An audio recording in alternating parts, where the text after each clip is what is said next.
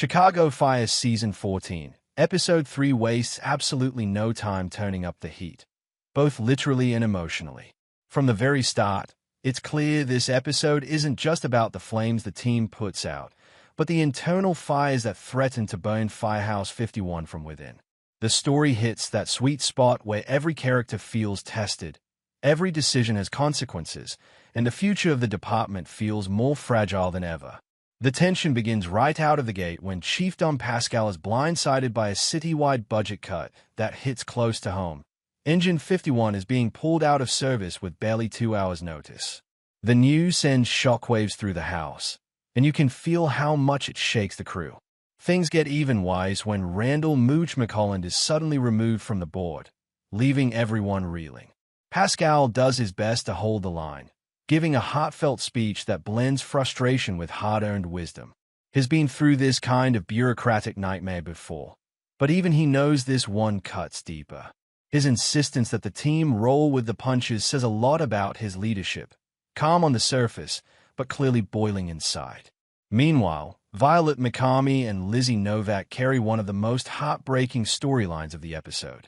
They respond to what first looks like a standard ambulance crash, but the moment Violet realizes that one of the injured is her old academy friend Murphy, the story turns deeply personal. The cause of the crash, Murphy falling asleep at the wheel after endless shifts without proper rest, hits like a gut punch. It's a sharp commentary on the toll the job takes on first responders.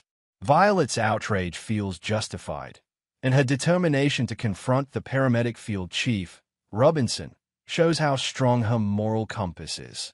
When she suggests pairing firefighters with paramedics during brownouts to keep exhausted crews from driving alone, it's a small but powerful solution. It shows she's not just reacting emotionally. She's thinking like a leader who genuinely wants change. Then comes the action sequence that only Chicago Fire can pull off. Stellaride leads the squad into one of their most intense rescues yet, boarding a runaway boat to save an unconscious driver. It's fast, it's dangerous, and it captures that signature realism the show is known for. After the dust settles, we get a sweet, grounding moment when Herman helps a little girl by fixing her dislocated elbow. Those small human touches are what make the high-stakes drama feel so real. Because no matter how big the rescue, the show always comes back to compassion. But even after the adrenaline fades, Stellaride's still fighting battles at home. Stella Kid's storyline this week is full of quiet heartbreak. She's been doing everything she can to connect with Isaiah, from buying him new shoes to planning a visit to his mom. But fate hits hard. When they learn that Isaiah's mother has been placed in a medically induced coma due to fluid around her brain, the moment is devastating. Watching Kid try to stay strong while her emotions clearly threaten to overwhelm her is one of Miranda Ray Mayo's best performances in a long time. You can feel her love and her helplessness at the same time, and it's gut-wrenching. At the same time, Sal Vasquez's subplot quietly brews in the background, hinting at a story that could explode later in the season. He learns that his father, a disgraced ex-cop convicted for planting evidence, is up for parole. That news alone stays up a storm of emotions. But when Vasquez starts digging into the old Byans case, it feels like he's about to uncover something much deeper.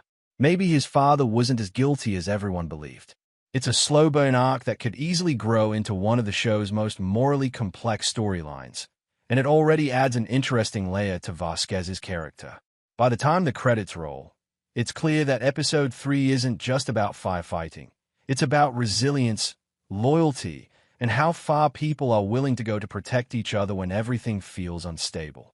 The budget crisis is more than just a backdrop. It's forcing everyone to make choices that define who they really are under pressure. But what about you? Do you think Chief Pascal will manage to hold on to his position, or is his time at Firehouse 51 coming to an end? Drop a comment below and let's talk about what this episode means for the rest of the season.